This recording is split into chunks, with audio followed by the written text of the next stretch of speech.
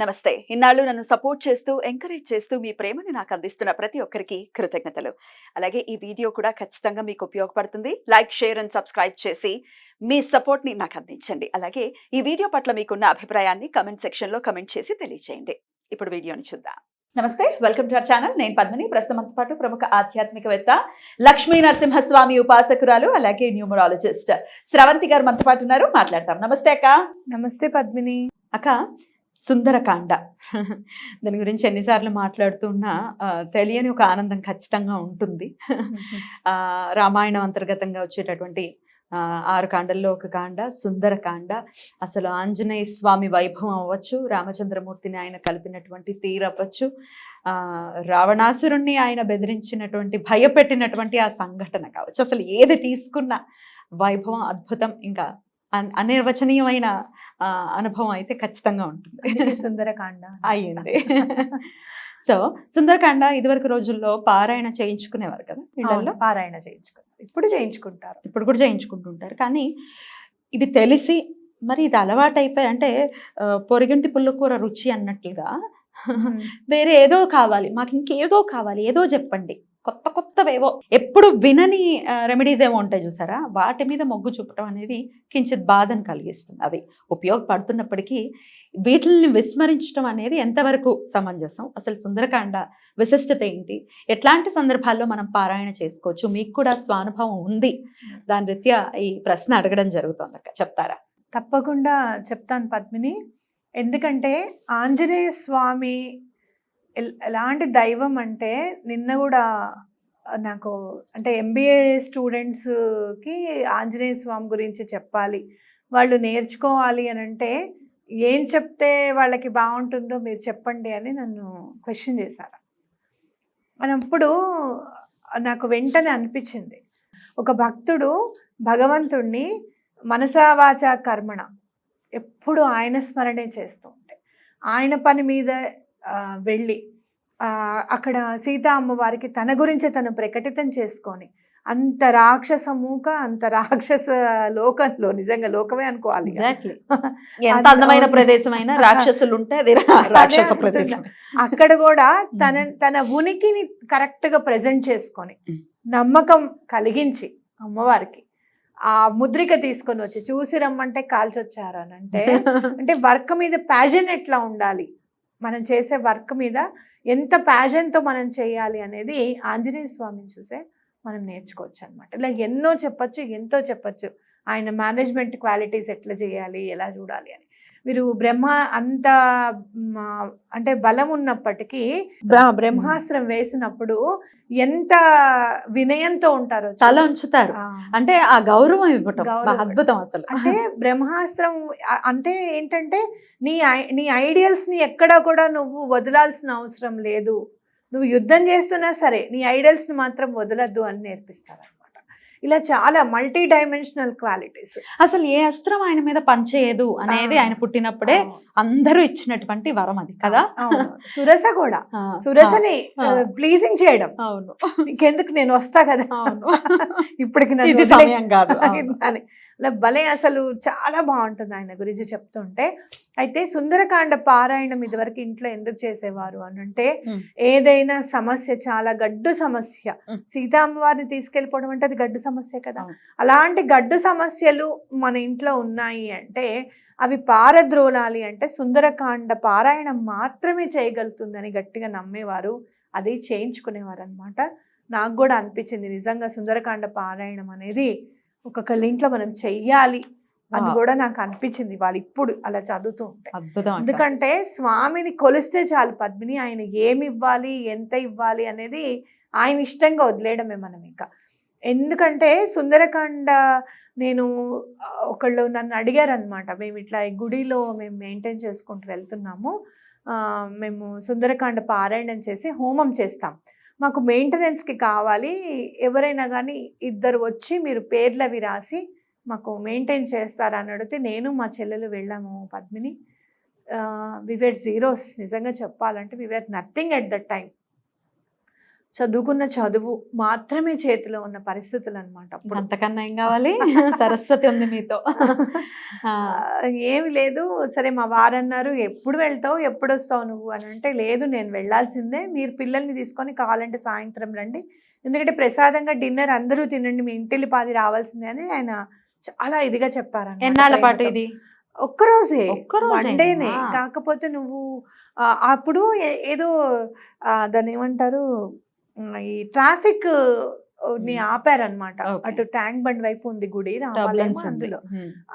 నువ్వు వెళ్తాం విరుక్కుపోతామో అది ఇది అంటే, లేదు నేను ఒక గంట ముందే వెళ్ళిపోతాను, నేను వెళ్ళాల్సిందే దీనికి, గుడి అంటే మాత్రం మీరు అసలు దానికి అట్లా ఆపకండి అని. ఆపరి పాపం ఎప్పుడు. సరే ఆయనను ఒప్పించుకొని ఇద్దరం వచ్చాం. నైట్ 9 వరకు సేవ చేసాం పద్మిని అక్కడ. ఈ లోపల వీళ్ళు వచ్చారు, ప్రసాదం తిన్నాం. కానీ ఆ రోజు నేను అక్కడ నుంచొని చేసిన సేవ జీవితంలో నన్ను ఎంత ఉన్నత స్థానానికి తీసుకొస్తుంది అని నాకు తెలియదు అప్పుడు మా చెల్లెలైనా సరే అక్కడ కూర్చొని మేమంతా రాస్తూ ఉన్నాం. చాలామంది వచ్చారు, చాలామందికి ఎడతెరిపి లేకుండా రాసుకుంటూ వచ్చాం. వాళ్ళు శ్రీ రామచరిత మానస్లో ఉన్న సుందరకాండ పారాయణం చేశారన్నమాట. దోహాలు ఉంటాయి కదా, అన్ని శ్లోకాల్లాగా చేసి హోమం చేశారు. చేసినప్పుడు ఆ హోమం చేసేటప్పుడు ఇట్లా డప్పులు దరువు వేయించుకుంటూ వచ్చారనమాట. అయితే నేను అనుకున్నాను, స్వామి సుందరకాండ చదువుతున్నప్పుడు ఆంజనేయ స్వామి వస్తారు అని ప్రతీతి వింటూనే ఉంటాము, వచ్చారంటావా ఆంజనేయ స్వామి ఇక్కడికి అని అనుకున్నాను నేను. అనుకుంటుంటే ఆ రోజు ఇంటికి వెళ్ళి నిద్రపోతే అంత ఎత్తున్నారు, తెల్లటి గడ్డము, ఇట్లా తెల్లటి జుట్టు, ఇదంతా పైన కిరీటం వేసుకొని నేను ఎలా ఆడుకుంటూ వస్తున్నారు అనమాట. ఆయన డప్పులు ఎలా అయితే వాయిస్తున్నారో అదే రిధంతో ఆయన నృత్యం చేసుకుంటూ వచ్చినది నాకు కనపడింది పద్మిని కలలో. చూపించారు. ఇంకా నన్ను ఆ హోమం నిర్వర్తించిన ఆయన నన్ను పిలిచి ఆ హోమం చుట్టూరు ఒక 10 రూపాయలు ఇలా తిప్పి నా చేతిలో పెట్టారు. నీకు ఇంకంత మంచి జరుగుతుందమ్మా అని. నేను చెప్పా కదా, చేతిలో చదువుకున్న చదువు తప్ప ఇంకేం లేదు పద్మిని. అట్లా ఎంత మనకి అసలు ఆంజనేయ స్వామిని పూజిస్తే చాలు పద్మిని, ఏం చేయాలనేది ఆయన చేసుకుంటూ వెళ్ళిపోతారు. ఇది కావాలి అని మనం అడగక్కర్లేదు ఆయనని. ఎందుకంటే కేవలం చూసిరా సీత ఉందా లేదా అని, అక్కడ అమ్మవారు ఉందా లేదా చూసి రమ్మంటే ఆవిడ చూసొచ్చి రావణుడిని బెదిరించి లంకానగరం గాల్చి ముద్రికను తీసుకొని వచ్చి ఇంత పని చేసి పెట్టారు. బోల్డ్ అంత పని అక్కడ ఆయన ఒక్కరే కంప్లీట్ చేసుకొని వచ్చారు. అలా కాబట్టి ఆయనను పూజిస్తే చాలు, మనం ఏదైనా చేసుకోవచ్చు. ఇంకోటి ఇందాక నువ్వు అన్నావు కదా, ఏదైనా కొత్తగా చేయాలి, ఏదైనా కొత్తగా ఉండాలి అంటే మనుషుల మనస్తత్వం ఎలా ఉంటుంది అని అంటే, బాధలో ఉన్నప్పుడు ఎక్కువగా శ్రద్ధ పెట్టలేకపోవడం ఒకటి. రెండు ఏంటంటే ఏదైనా చేయించాలి అని అంటే డబ్బు సమకూరకపోవడం. అంటే చాలామంది ఏం చేస్తారు, ఒక సమస్య వచ్చిందనగానే అందరి దగ్గరికి వెళ్ళిపోయి వేలకు వేలు ఖర్చు పెట్టుకోవడం. నేను చాలామంది నా దగ్గరికి మొత్తం ఖర్చు పెట్టేసిన తర్వాత వస్తారు.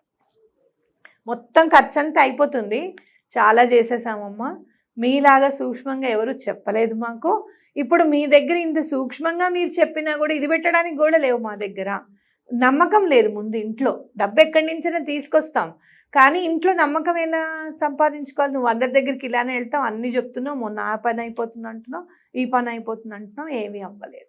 కాబట్టి నేనేం అని చెప్తున్నాను అంటే, అందరూ తంత్రంలోకి మరలారన్నమాట. ఈ 5 మిరియాలతో ఇది చేయండి, ఈ 5 లవంగాలతో ఇది చేయండి. మీరు సుందరకాండ పారాయణం చేయించి మిరియాలతో చేసిన దధ్యోదన స్వామికి నైవేద్యం పెట్టండి, మిరియాలతో చేసిన గారెలు నైవేద్యం పెట్టండి. మీ పని ఎందుకు కాదు, మీ ఇంట్లో నెగటివ్ ఎనర్జీ ఎందుకు పోదో నేను చూస్తాను. అద్భుతం. అయితే నేను ఇందాక అది అడగడానికి గల కారణము, ఇది మీరు మీ దగ్గర కూడా నేను చూశాను, మన బెంగళూరు వెళ్ళినప్పుడు, ఇఫ్ ఐఎమ్ నాట్ రాంగ్, మీరు ఇట్లాంటివి ఏదో చెప్తే, సుందరకాండ్ లాంటిది ఏదో చెప్తే అది రుచించట్లేదు కొంతమందికి.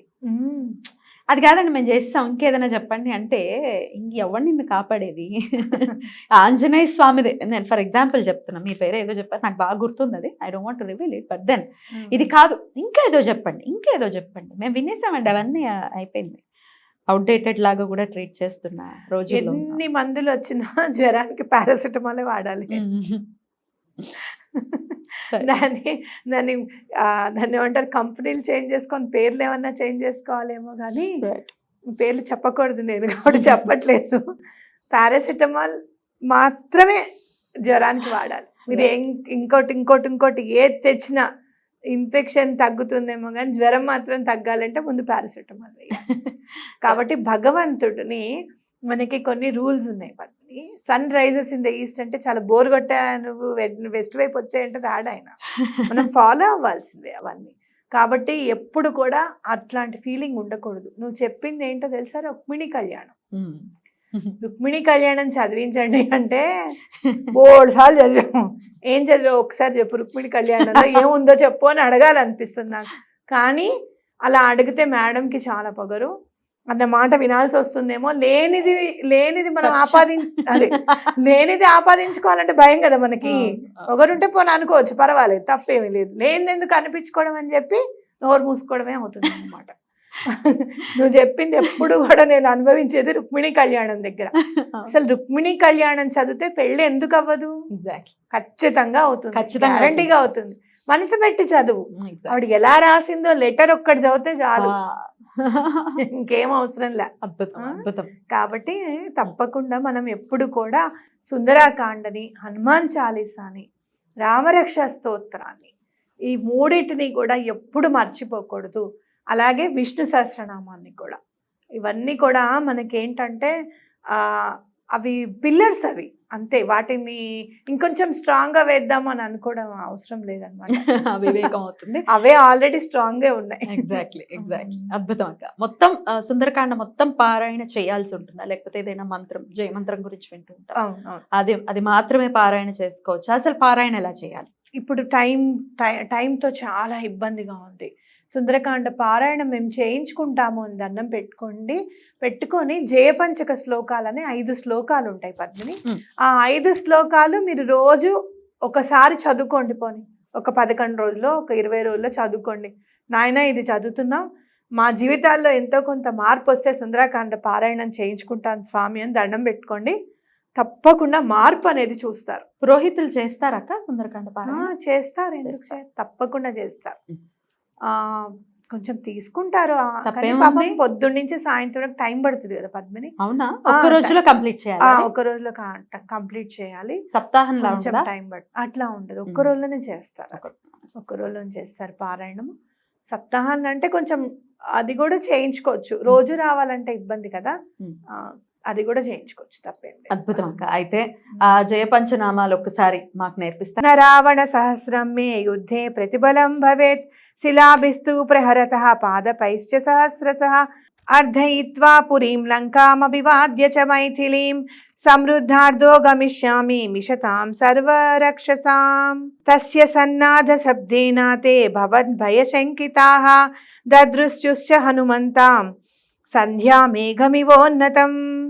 చాలా బ్యూటిఫుల్ గా మాకు ఎక్స్ప్లెయిన్ చేశారక్క. Thank you so very much. నమస్తే.